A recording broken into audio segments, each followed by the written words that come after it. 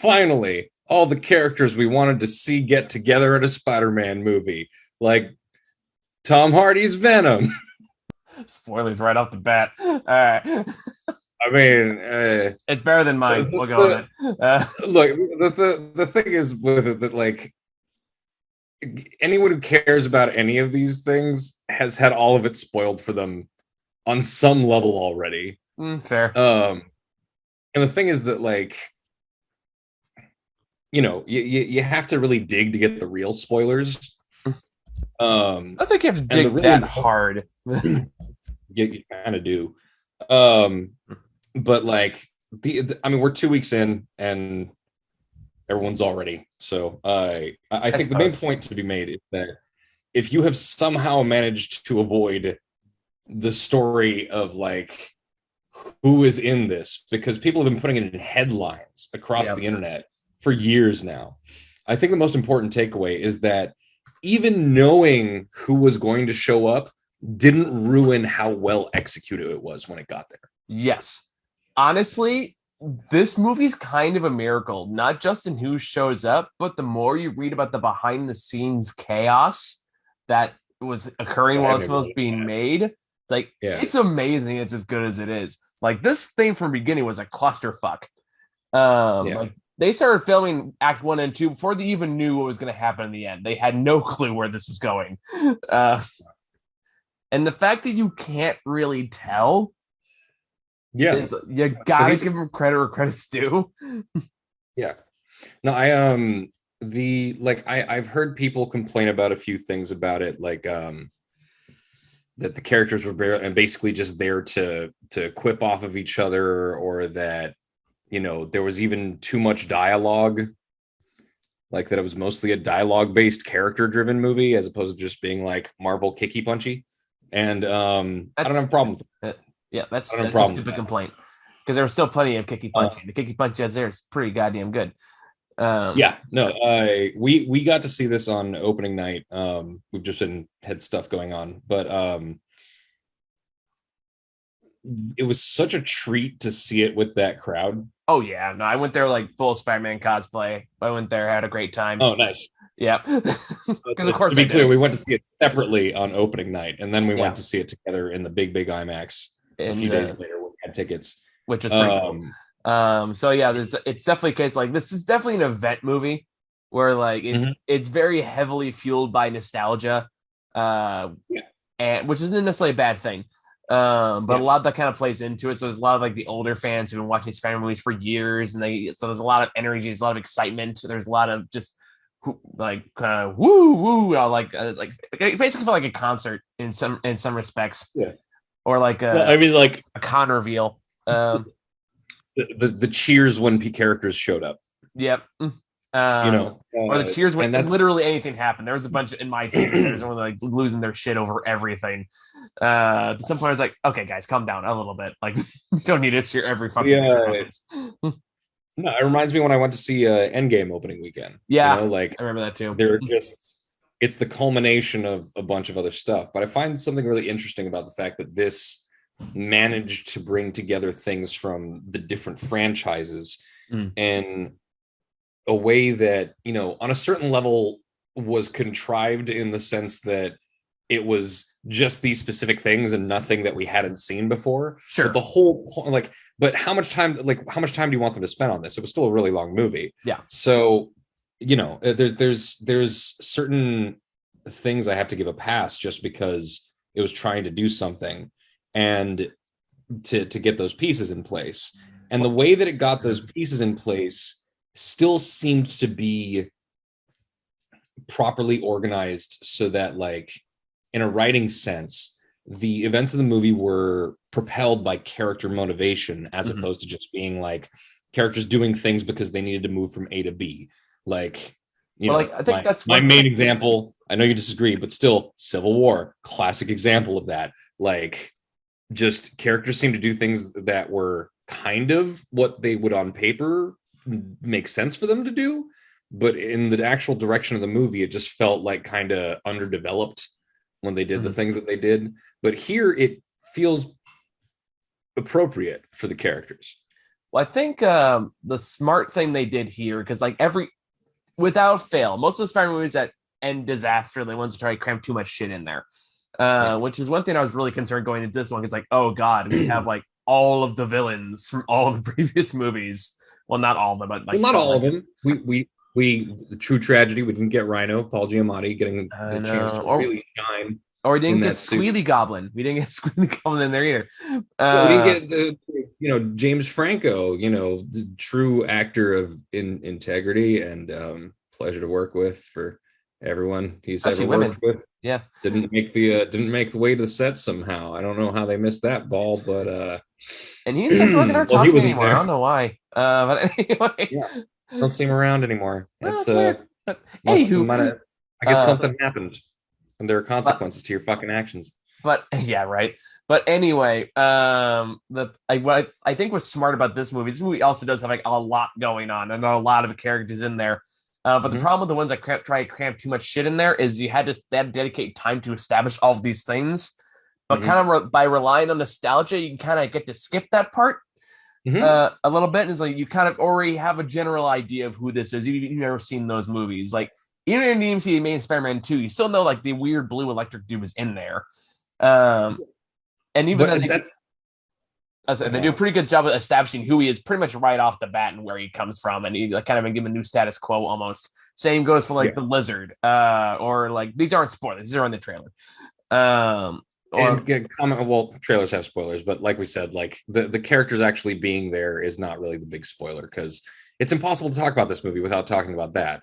Yeah, we'll get basic concept of the film is the multiverse, right? So it feels like it's building on what's already been established through previous movies as opposed to having to start from scratch. And that definitely helped it along to really kind of keep this very packed movie at a pretty steady clip. All while still keeping the focus where it should be, which is on the Tom Holland Spider-Man and his character about him like finally kind of coming of age after 3 movies, which I know has been a controversial feeling. How you feel about that? Well, I think one of the things about it is that, it's like, I think it's time to retire this Spider-Man because Tom Holland definitely is getting to the point where he just, it's getting tougher to pass him off as a teenager. Well, I mean, they're going to move him to college after this one, so that's already done. No, I know, but he's still a teenager. He's still 18. Like him being in his early 20s, maybe, but he's starting to look like a dude in his mid to late 20s in a way that is hard to avoid. And I noticed that from the start. Like his facial structure just felt kind of more mature, matured. Yeah, he just seemed more like a man rather than a boy. So I'm glad that he still acts the role perfectly well, so he was able to overcome that pretty easily. Yeah, but I could tell it's getting to that point. So it definitely, like, if you put this right after, like, if you back to back this with Far From Home, oh man, you will definitely be able to tell the difference. Well, I think like the movie does definitely leave it open for like that to kind of go the way it's going, so it doesn't really become a problem in the future. Peter Parker is always my Spider-Man. So I don't really like that. Granted, I would love to see Miles, but like that being said, like I would. Why can't we have both? That's all I'm really saying as far as that goes. But I mean, Into the Spider-Verse kind of proved that we could do whatever the fuck we want. Pretty much. And let's speak of, like, I feel like it's. We'll get to that later. It's not really important right now. I was gonna say, like, as far as like movies that do this kind of interdimensional thing go, like Into the Spider-Verse is still objectively better in my opinion. Yes, absolutely. Yeah, but that being said, considering this is basically just kind of aping that same principle, the way it goes about it is shockingly well done. Yes, and it goes to the fact that it's character focused. Like the very first thing that when all the villains kind of show up is it establishes a relationship with Peter Parker, this Peter Parker, and how different ones in their universe, and like really has an interplay and really knows how to play off all these different characters and really interesting and fun to watch. And how the villains kind of bounce off each other is also kind of like an interesting and amusing in itself. Like how Willem Dafoe is here. He's great. I love having him on here. And he's having the time of his fucking life. I don't think it's a spoiler to say he's the bad guy. But one thing I was noticing here, because of course when you're talking about the Sam Raimi Spider-Man, you talk about the dorky ass helmet. the Green Power Ranger suit he wore in the first movie. Sure, And, yeah. and one thing I kind of appreciate about this is they do kind of give him a redesign, except they don't give him a new mask. And this is in the trailer. I'm not giving anything away. And I'm wondering if, like, in the design process, so they're trying to, like, okay, we can't use this fucking stupid thing for the new movie, so we got to think of something else. But they couldn't get the mask right, and it's like Willem Dafoe can just do that. Just let him do whatever he wants. And I feel like that's kind of the angle they went with, and it works way better. Did you ever listen to the Weird Al song, the Spiderman? It sounds vaguely familiar, but I'm having trouble to remember it. Weird Al did a parody of Piano Man, except it was the Spider-Man. Oh, and he literally just does a summary of the whole. Yes, that one. Yep. And he does like a whole summary of the first movie, and I still remember one of the funniest lines in it was he flies around with that mask, even though he's scarier without it on. Well, yeah, because like Willem Dafoe can like do the Green Goblin smile really well. He's so emotive. He's so emotive. He does that crazy grin so well. Like, I remember, like, again, slightly in spoiler territory, there's a part where like Spider-Man just punching the shit out of him. He has like that grin, that shit-eating grin the entire time. Every time he gets hit, he just comes back grinning, and it's like, what? Like that is legitimately kind of like, oh fuck. It's just it's the kind of like, you know, I know it's kind of cliche to keep going back to this as a reference, but like it's just that it's the kind of Joker shit that fucks with me. Yeah, like for sure. Well, like Green Goblin is kind of like the Joker that I like, Marvel equivalent. Yeah. At least for Spider-Man. Yeah. It's because that's the thing. The whole point is that he's trying to get inside your head and fuck with with your vulnerabilities, not necessarily kill you, but definitely put you through as much suffering as possible to break you mentally. And really having a great time being sadistic in the worst way possible. And this movie has that in there, and it's really impressive how Dafoe still pulls it off effortlessly. Like same for like Alfred Molina as Doc Ock is also great. Was that Molina, sorry. Alfred Molina as Doc Ock. He's clearly having a fucking blast doing this kind of shit again. I love when they're like, "What's your name?" and he's like, "Otto Octavius," and they're like, "No, but really, like, it's a silly thing." Like, I mean, some of the other ones they bring back, it's kind of distracting. Like, it is definitely weird not having Thomas Hayden Church be back physically as Sandman. I don't know if he was just busy or he's gotten too old. Yeah, I don't know why. Like, I was thinking the whole movie, like, it's kind of sad that we're not actually going to get to see him. Like, I had that feeling. He's there. Movie. It's his voice. But somehow. But they just couldn't give him there physically. Digital Santa person the whole time. Yeah, and like they kind of like established that in the movie as like, oh, when they cross dimensions, some things just get a little wacky. It's like, okay, sure, I can buy that, whatever. Fine, They established that with Jamie Foxx. So for understandable reasons, not want to wear looks like. Yeah, Jamie Foxx doesn't look like his dorky, shitty old self. He looks like hot ass Jamie Foxx. Like, which I look good. My teeth are fine. Like, my hair is good. Like, I look good. This movie takes so many pot shots at the Andrew Garfield movies to the point where you honestly kind of start feeling bad.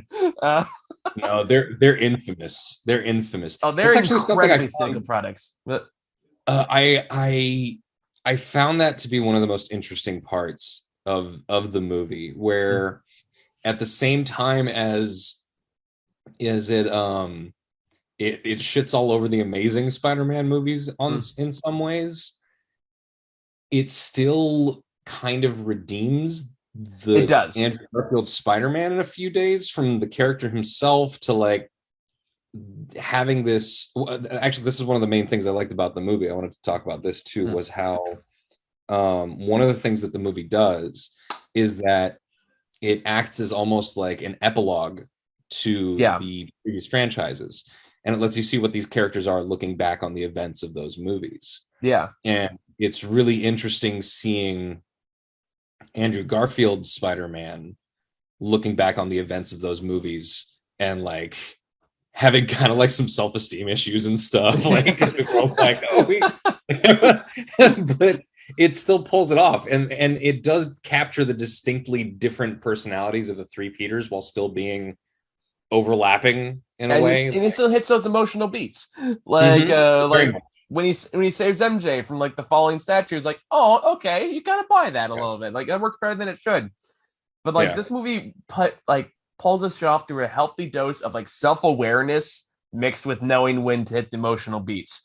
Yeah. Like I think my the most underrated exchange for me, I think, is between Electro and Sandman when they're in the living room chatting, and there's a part like, "So how this happened to you?" And it's like, well, I was in an experiment at Oscorp, fell into a vat of electric eels." Sandman goes like, "Oh yeah, that'll do it." He's like, oh yeah, no, I fell into a particle collider. And he's like, man, gotta watch out what you fall into.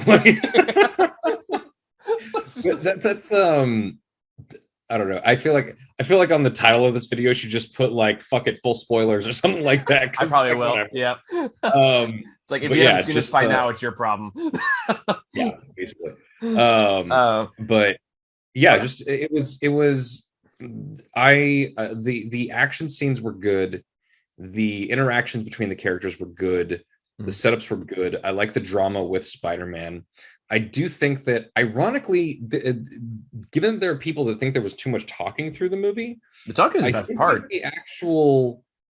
I think that the actual character development of Spider-Man was actually very basic, because you have essentially his initial conflict with, like, becoming well known and the college thing and everything, and then he just wants to try to do the right thing for these villains. And then like the whole emotional story arc of like that conflict of wanting to do the right thing versus like the consequences of that thing, and where that goes. And at the very end, really getting down to the soul of Peter Parker and the fact that he cares about everyone else to the point where he's selfless. And there's not a lot more than that to it, but I think it's one of the things it needs to be. No, I know. I the same thing, because when you're in the third chapter of a trilogy that is drawing upon so much previous material, not to mention the other movies that he's shown up in. Yeah. You don't really need that much. You already know who this guy is. You already spent a lot of time with him. You're fine. Just have like your basic steps forward for the character, and you're good. Yeah, but like it's more like how you execute those moments that really matter. Which it goes back to like they did really well with those, I think. Yeah, which again that goes back to Tom Holland gives a great performance. He's clearly like comfortable in this role by now. And Marisa Tomei, God bless her, gave it a performance of substance this time around. Right before they killed her off. Something to work with. She actually had something to work with this time. Yeah, my point. Yeah. But that's like, also, I just really, these actors are so good together. Yeah.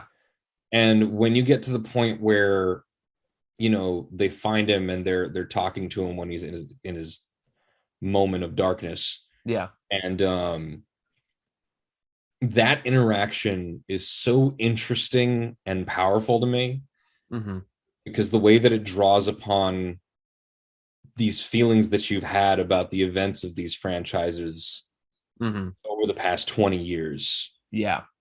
And you've watched, you've had these different takes on the character, but there have been these threads uniting them that are important. And the way that they wrote that scene was really effective. Yeah. I thought. I think so too. Got to me. Yeah, it was really touching. Which is also just, again, a testament to this movie, how it pulled it off, considering how much of a hodgepodge this thing was while it was being filmed. But yeah. I'm sorry, I interrupted you. What were you going to say? Well, I was just going to say, like, for a movie to successfully be this much fun, and also be able to pull off the emotional beats so well, to the point where I feel like it does all of the characters justice. And you wish you could spend more time with some of them, but you only have so much time, and the movie's pretty long as it is. Yeah. But as it stands, what you got, they do a really good job with what they do focus on. Yeah, And I like, this movie is a feat. This movie is a serious accomplishment in a absolutely. way that, like, I honestly, and I know I shit on this movie a lot, but Infinity War, like, and I know they had to do it with a lot more characters and everything, but I still think that the way that these characters were portrayed in this movie was more faithful to the movies that they came from than Infinity War even managed to be, for the most part. Like, just it's such a good, they did such a good fucking job. Yeah, Like, it's when you I really can't. stop and think about it, it's like, it is kind of amazing. Like this Yeah, should not have worked. There's no reason yeah. this should have worked as well as it does, and they fucking pulled it off. And that's because, like, despite how struggled the production was, like everything feels in the right place. Like Mhm. when Tobey Maguire and Andrew Garfield show up, it doesn't come in like, "Ooh, look, they're here, they gotta do something." It shows up when it's appropriate. Mhm. Like when it wouldn't be distracting, when it wouldn't take away from the emotional beats, Mhm. wouldn't take away from like the fucking apartment fight between like Spider-Man and Osborn, which is like surprisingly tense and felt like it's surprisingly like Mhm. emotion driven, which is Mhm. like those are always the most fascinating dynamic between those two characters, and like Aunt May's death scene, and Oh man, dude. all those elements and how they all come together. It's like John it really Favreau, dude. shocking. And then it's like after that, when you like that's when you pull them out in there and that's when you become more fun with it. It's like that is so perfectly placed, and I don't know how that was an accident. uh, No, just the fact that they were able to place that beat where they're like, all right, you need him to be overwhelmed, and then the hope is the other Spider-Mans coming in. yeah, Because because I that's was going to be an uptick in the story. Like, that's going to be an elevating moment, and we're going to need that after the darkest moment of the story. yeah, And and then like, like that's just very good writing. and listen to those characters bounce off each other and interplay, when especially the other characters like Ned or MJ or any of those was a lot of fun to watch. There's even like some of the most humanizing moments are just kind of weird when just like Tom Holland and Andrew Garfield asking Tobey Maguire how his web works. That or was fun. or even just Just the one that was like kind of a humanizing moment, also like an inside joke when Tobey Maguire has a bad back and Andrew Garfield cracks it for him. yeah. No, Uh, it's what was it? The I think the thing was that I like the self-awareness about yeah, things, because the stereotype is that in the second movie of every like superhero trilogy, that it has to be like a dark moment for the characters, so their powers will probably stop working at some point. And that's like what happened with Spider-Man and Spider-Man 2. Is such a trope, but in the movie they're like, wait, so do your webs ever stop working? And he's like, yeah, that happened once. And they're like, what was going on? And he's like, hey, the existential Essential dread. crisis. Yeah. Like, it's like, yeah, that's how writing works. Well, the funny part about that is I read this little piece of trivia the other day. It was apparently there's also reference to how he almost lost the part in Spider-Man 2 because he injured his back when he was filming Seabiscuit. Um, Oh shit. so like he was making more demands, and they almost dropped him completely and tried to get Jake Gyllenhaal to do it. Wow. But Jake Gyllenhaal turned it down. Was like, I'm not doing that. And they eventually had to like Huh. go back and get him. Um, so yeah, I like mean, Tom McGuire's always had back problems, and that's part of the inside joke there. oh, okay. I didn't know that. Yeah, the things you know. That's crazy. Yeah, Imagining Jake Gyllenhaal as Spider-Man, and that's especially now that he's considering the Mysterio. shit we've seen him do. You know? Sleepwalker. Yeah. Oh man, um, Nightcrawler. Nightcrawler. That's not Sleepwalker. Nightcrawler is what I was thinking of. Yeah. Uh, and just have him do the double bill, like where they CG him as the villain, and let's just have him play like, let's just have him be like Green Goblin by way of Okja, just like. Yes. I'm into it. I'm Have you down. seen his performance in Okja yet? No, not yet, but I've seen clips. It is something I haven't seen special. Okja. I've seen clips. It's something different. He But I makes guess we can't strong have him choices. because, yeah, that'll never happen now because we had him as Mysterio in the last one. So Yeah, but we can still dream. It'll be good in our heads. yeah. But anywho, let's talk about our favorite joke of the film that you and I both just adore with every inch of our being as the most backstory here. Like the most petty, like in case, aggressively petty joke I've seen all year. Go ahead. In case you don't keep up with the channel regularly, how dare you? I like and subscribe. I like the Venom movies. I do not. I don't think they're good, but I love them. And that's an important distinction to make because like they're bad movies, let's be real. Mm-hmm. But I think they're knowingly bad, and I just really enjoy watching them because they're just so weird and fucking goofy. So I have a good time with that. And the when they did the thing at the end of Let There Be Carnage, I was excited because I was like, fucking yes, they're gonna do it. They're putting Tom Hardy in the fucking MCU. And I remember because we had a long discussion for it in the review where we're kind of going back and forth on it. And then this scene happens, the mid-credit scene. The whole movie, I'm sitting there like, this is great, but where's Tom Hardy? Because like, where has he been this whole time? Because I know you guys like this. This is where I get a little vindicated because remember when this was happening, I think it was like you and Ron in the Candyman review. You were trying to say like, no, that's Venom guy. That's not the Lizard. That's Venom. That's totally Tom Hardy. That's not Lizard at all. So this is kind of vindicating for me. So I was like, fuck you both. They were both in it, so technically, but the Venom thing just he's not in it for the whole movie. No, and he's then only the for very the very scene. end, after the initial credits scene, it cuts to like him sitting in a bar in that bar that he shows up in, trying to keep track of the MCU up to this point. Yeah, he's just been talking to the bartender about the MCU's events for the whole length of everything else that's been happening during the movie.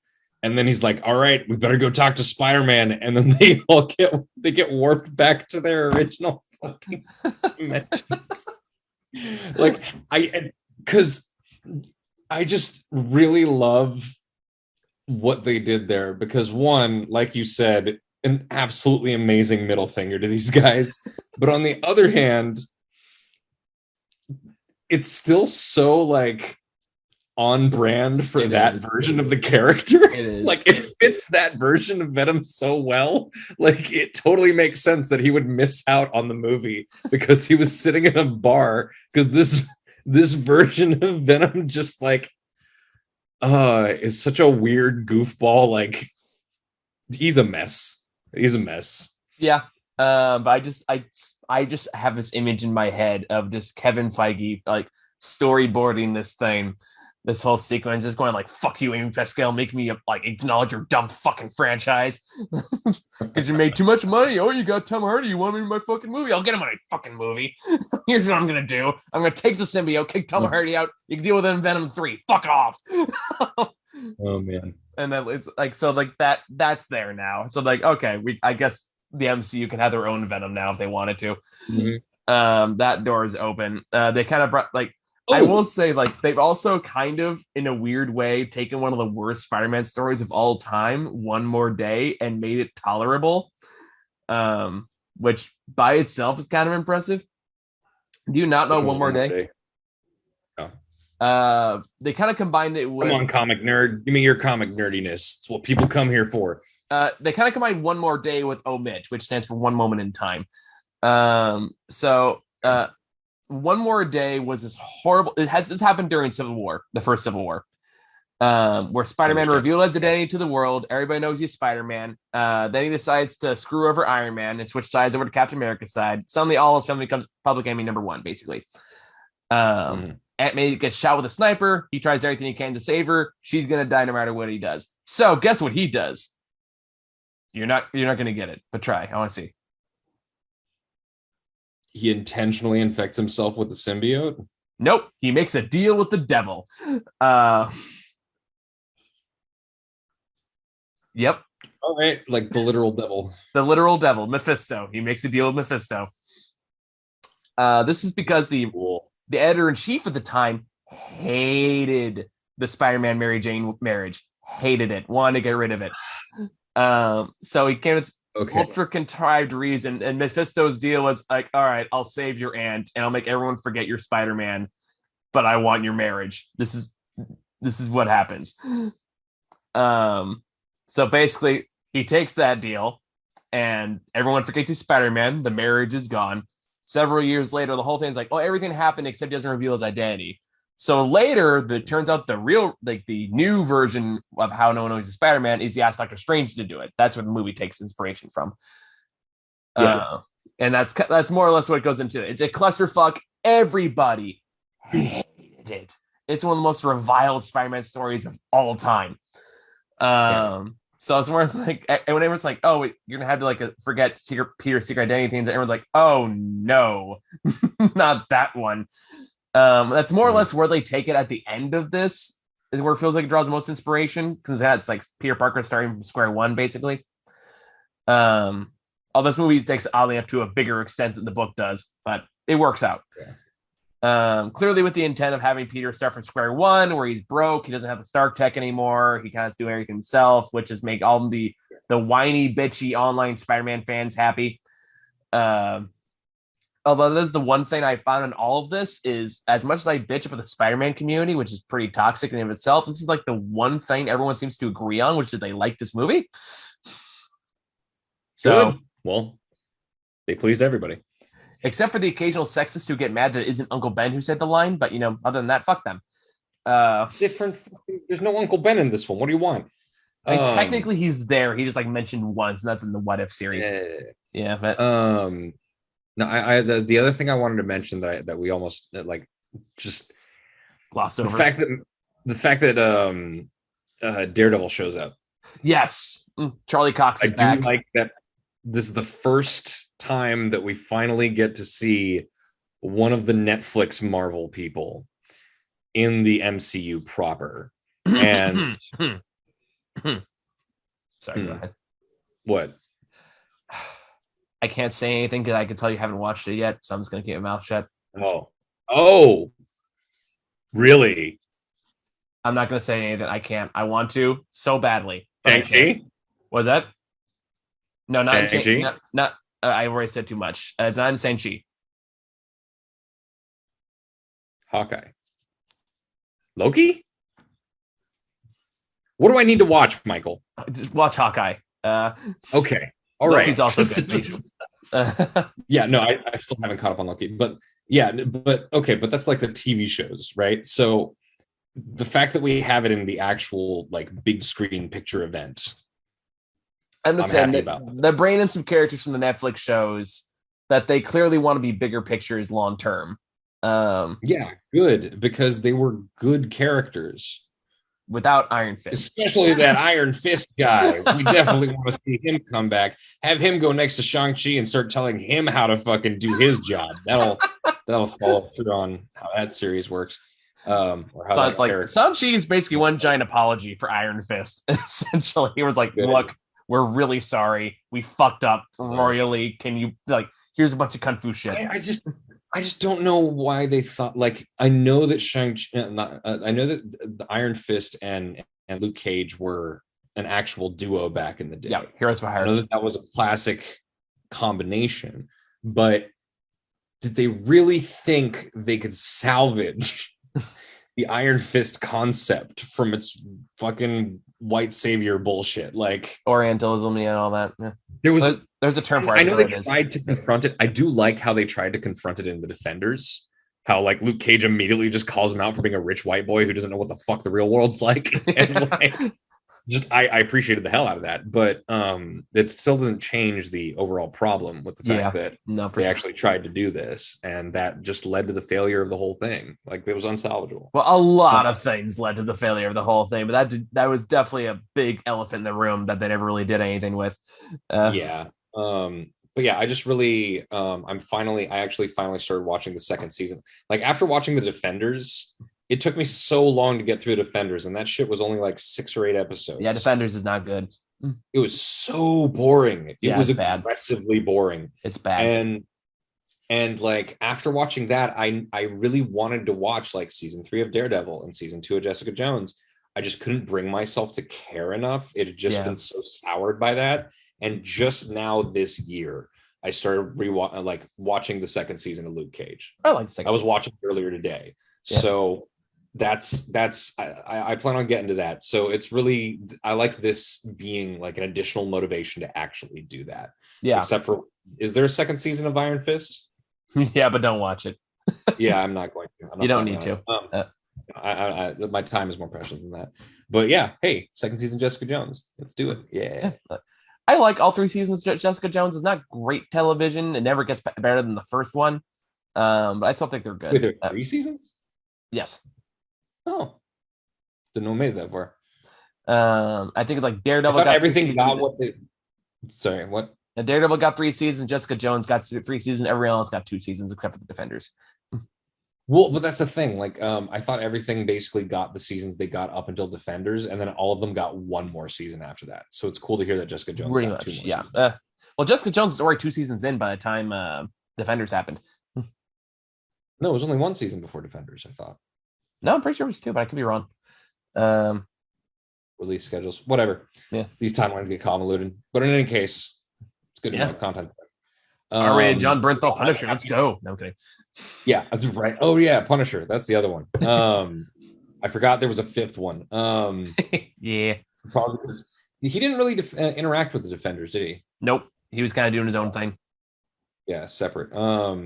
I would be really interested to see how they brought the Punisher into the MCU, because I still remember back when Disney first bought Marvel, my biggest disappointment was the fact that while we are going to be able to see bigger budget things, we are not going to see the more adult side of Marvel. We're not going to see like the darker, bloodier parts of some of the things that the characters go through. Yeah. And because of that, we're not really going to get characters like the Punisher or Nick Fury doing the things that make them so distinctive. The fact that Nick Fury has basically just been relegated to like, you know, head of Shields. Like, I think like we'll see what happens, because Moon Knight is definitely kind of a character in that echelon. Well, that's the thing. Like now we're seeing it, now that the main franchises are over, we're starting to see an interesting tilt, because you know, Morbius, for all of its stupidity and like early 2000s goth teenager hot topic bullshit, is definitely the kind of thing you would have never seen in Marvel Phase 1. And also because it's trash, but you know, well, that too. But but I think the fact that they're willing to give like a vampire movie with actual like blood and shit a shot, it's rated R, right? I think so. Yeah. So I was under the impression that it was, but the fact that they're having like a proper R-rated Marvel movie, after like, but it's still Sony, isn't it? It's not actually like part of the Marvel canon. Is it? Yeah, it's like, actually something that makes a lot more sense about like the quality from what it looks like. No, like it's not an MCU movie. This is part of Sony trying to milk the Spider-Man franchise for all it's worth. Oh no, that's why they mentioned that thing in San Francisco, huh? Yep, because it's direct side of that. No, it's PG-13. This is the Sony. Oh, that's sad. It's the Sony MCU. Yeah, that's why they're picking Morbius of all characters.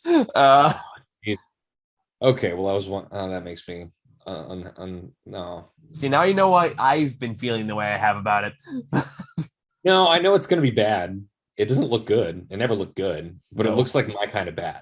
It looks like just like this is going to suck in a way that's fun and stupid. It's going to be barely better than the Ben Affleck Daredevil. Like it's going to be low bar. It's going to be on par with like Venom. Like it's that kind of movie. But I don't know. I really wish Punisher was interesting because it got to that like darker side of Marvel that I didn't think we would see once we got to the like the Disney MCU. And even some parts of Daredevil and stuff got to places that were really mature for, you know, something like Disney to take on. Punisher's kind of a complicated character to bring to screen now, I think, just because of one, how his image has been appropriated over the years. If they tackle it in a way that the comics did to address that appropriation, I think that it could also work. It could, because the but also comics directly fucking hit they that. did. Yeah, they do. But it's also like that and having the idea of a tongue-goating vigilante on the street doing like taking things in his own hands tends to draw the ire of the wrong crowd. Yeah, tongue goaters. Yeah, so like there's some sticky areas to work around the Punisher. That being said, like John Bernthal was probably the best one I've seen play him so far. Yeah. Although they like in the comics they're trying to figure out what to do with him at this point. I guess I don't know. I think there's still a place for the Punisher, and I think that there's if you did something like have him take on, for example, a corrupt police system, like there is something very like the whole point of the Punisher is that he takes he represents when the system fails. He should not exist, but he does because the system fails. Like that's the whole point of the character, right? So if they did that, if they really focused on that side of the character in the movie, I think that they could do a good thing. Maybe, but I'd be curious to see if they could do it. Yeah, yeah. So I really, really, really wish that we would see that brought in. I doubt that's like the. I feel like we're more likely to see Iron Fist pop into the fucking MCU as it is right now than we are to see John Bernthal's Punisher, but. I mean, this has definitely been a very experimental stage for Marvel at this point. So, like, that's what I'm saying. Yeah, like all bets are off. Like with Eternals and WandaVision and Falcon Winter Soldier for all its flaws. Fucking Mike Flanagan is directing. Isn't Mike Flanagan directing the next Doctor Strange movie? No, Sam Raimi is. What? You didn't know that? No. Although now that you say it, I feel like you said that to me before, and I had the same reaction. Yeah, Sam Raimi, he's directing the sequel. Yeah, it'd be very strange to have a Mike Flanagan direct both Doctor Sleep and Doctor Strange. Definitely be. Where's the third Doctor? Sam Raimi. Wow. Holy shit. That's gonna be interesting. Yeah, I'm excited for that. So, like, yeah, season as 4, a long-time Sam Raimi fan. Phase 4 of Marvel so far has been just we're gonna throw shit at the wall and see what sticks. No idea what's gonna happen. And even this movie kind of feels like it falls into that ballpark of just like, I don't know, man. We're just gonna try stuff. And hopefully it'll be good. I hope you guys like it. Apparently making over $1 billion in like less than 2 weeks. So damn. There you go. Man, I need to catch back up on my Sam Raimi movies. I haven't watched a lot of them in a long time. The Gift, A Simple Plan, The Quick and the Dead. Don't worry about Oz the Great and Powerful. Nobody should. Oh yeah, I forgot about that one. I never saw Darkman. I've always meant to see. You've never seen Darkman? Yeah, I always meant to. I've seen Darkman. I don't know. Drag Me to Hell is still one of my like favorite, just weird, very much my style kind of movies. Like, there's just a scene in Darkman with like Liam Neeson and all the fucking rags, like Ryan off a helicopter. He just crashes through a window in a boardroom, looks like goes, sorry, like, excuse me, and then flies right back out again. That's good shit. Very, very it feels like the seeds of what the Spider-Man movies would turn into. Like it's very much like transitioning from Evil Dead to Spider-Man. That's kind of what it feels like in a nutshell. Nice. Oh, that's beautiful. God, I love Drag Me to Hell so much. That one I've never seen, actually. Really? I've never seen Drag Me to Hell. No. Oh, you got to come over. I got to show. Let's do a double feature. We'll watch Darkman and Drag Me to Hell. Fuck yeah, I'm down for that. Right. Drag Me to Hell is this really amazing campy thing where